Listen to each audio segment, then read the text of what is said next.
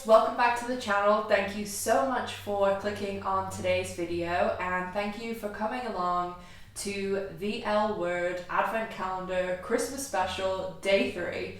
I know that's a little bit of a mouthful, but make sure that you're subscribed to the channel so that you get notifications every single time I post for the Christmas special and for any news about season 2 filming, which is happening right now. And also, if you enjoy the video at any point, give it a thumbs up, and if you have any questions or thoughts, comment down below. Now for day 3 of our L Word Advent Calendar, we are going to be ranking the seasons in order. And as I said yesterday in day 2, I am including Generation Q in all of this, sort of atmosphere video Christmas thing I'm doing, because I'm embracing Generation Q and we want more of it. I'm really keen for season 2, and I know a lot of people, does it have its faults? Yes. But is it one of my favorite things on television still?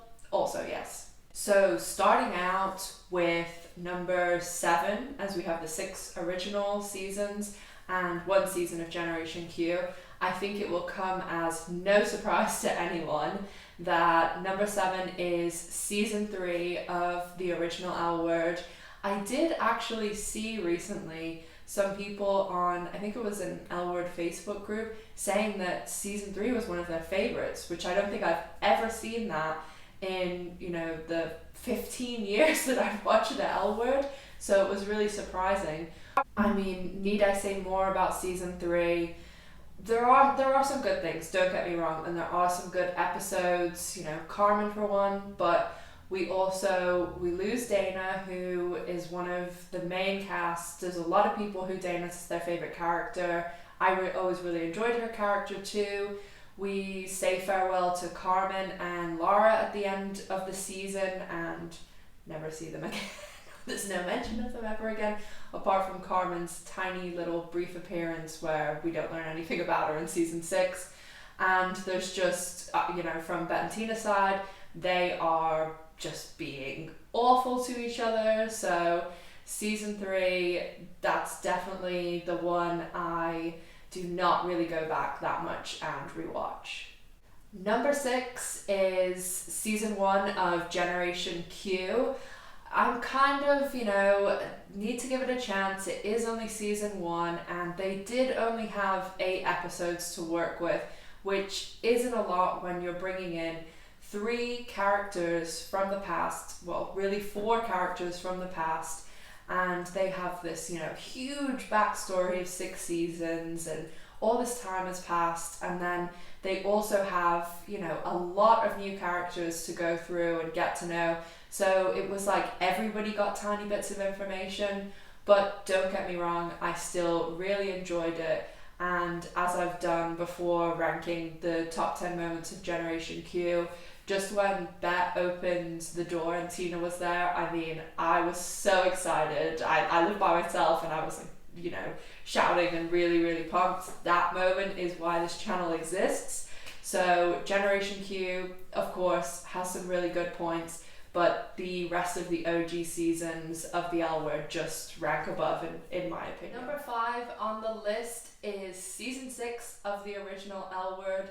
Like Generation Q, it gets marked down a tiny bit because there are only 8 episodes, but also there are some parts of season 6 I really, really liked. I thought there was some great character moments. I really liked, even though I hated the Shenny thing. And I obviously like Bette and Tina were together. I liked Bette's college roommate coming back and all of that. And then Tasha and Alice, I didn't really care for the Jamie angle that came in. There was some really fun episodes like the dance party, and I did enjoy the very last episode a lot, especially when, we got to see all the other characters, even if it was very, very briefly on the goodbye video for Bette and Tina. And I've also mentioned this before, but I would love, if you are the original creator of this meme, please let me know so I can credit you, because it is hilarious. When at the very end of the show, season 6, when it flashes up saying thank you for 6 great seasons, some genius has crossed out great and wrote wildly inconsistent. So it says thank you for 6 wildly inconsistent seasons, which that is probably the most accurate thing ever said about the L word. So I always laugh when I think about that. And just overall, season 6, there was, I mean, the biggest thing is the whole murder mystery. Did I enjoy Lucy Lawless coming to the show? Of course. Was she completely wasted and our time was completely wasted and everyone was left more confused than ever? Also yes. I don't know what they were thinking.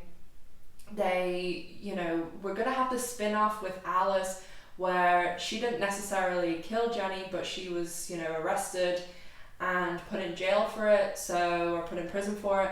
So I just don't know why they pinned all their hopes on that and left a 6-season show this way.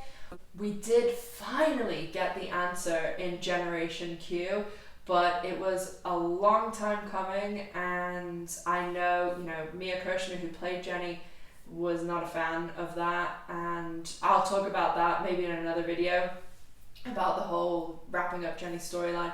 I don't know why they ended it on a cliffhanger. They knew going into this season it was going to be the last season, and then even though it was something after the show, I still blame season 6 for the interrogation tapes, because the only thing weirder and more illogical than the whole murder mystery and ending the show the way they did and not giving any closure, and even though they had all this time to write it and change things, they then did exactly that, but then went and released these interrogation tapes that kind of destroyed a lot of the characters. If you haven't seen them, I'll put a link down below, but from me, if you haven't seen them, don't watch them. They're awful. You will never be able to stop thinking about them. So yeah, just stay away. Number 4 is season 4 of the OG L Word. And I actually, when I've been rewatching season 4 at the moment, because it's the season I'm doing for my retro reviews, I've found that it is a lot better than I remember. I always kind of wrote off season 3 and 4, but we do have some excellent episodes, and I think season 4 is the funniest season. We get some really good moments, the basketball episode for one, and even just, whenever they go and steal a sign for Jodie, and we get some really good characters as well. Tasha comes in that season, Jodie, and although obviously I'm not a super fan of Bet and Jodie, the character of Jodie I really liked. I liked her directness and didn't take any bullshit. So it was a really good season from like a comedy side, but just the other ones beat it out for me. Number 3 on the list, I was so close to switching 3 and 4, so kind of take 3 and 4 as a tied third place. But ultimately, number 3 on the list is season 2. Because I go back and forward all the time. I mean, if you probably asked me to rank the seasons in 2 months, I might switch around these two. But I'm ranking season 2. And that might be controversial to some people because there are some really good episodes. It's the longest season, but there also are a lot of filler episodes, and just that, we start with Helena is a completely different character in season 2 than she is throughout the rest of the season.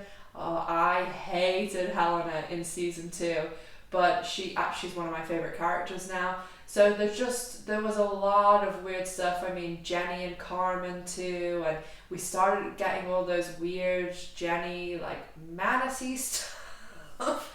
So season 2, just the other seasons, I prefer to rewatch them. But season 4 and season 2 are kind of interchangeable in my mind.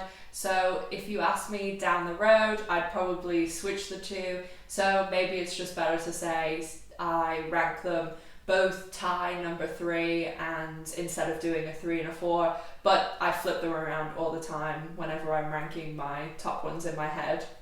Number 2 on the list is the original, the one that kicked it all off, is season 1 of the OG L Word.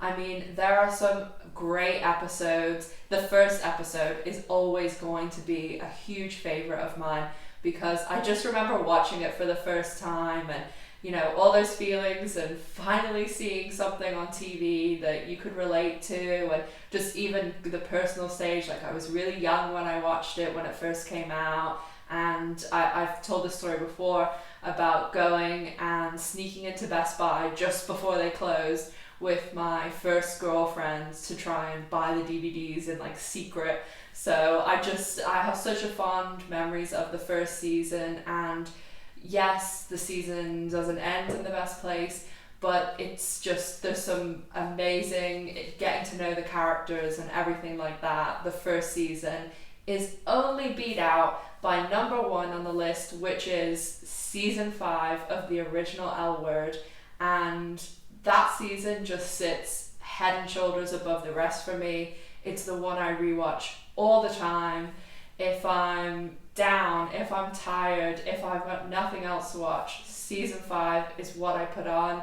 I pretty much like all of the episodes, and I love the Les Girls element. I know it's not for some people, and I know that to some degree it's kind of, when it gets to Les Girls, there's obviously the real stuff the L Word is based on, then the L Word, and then Les Girls. So this is like the third interpretation of the actual events.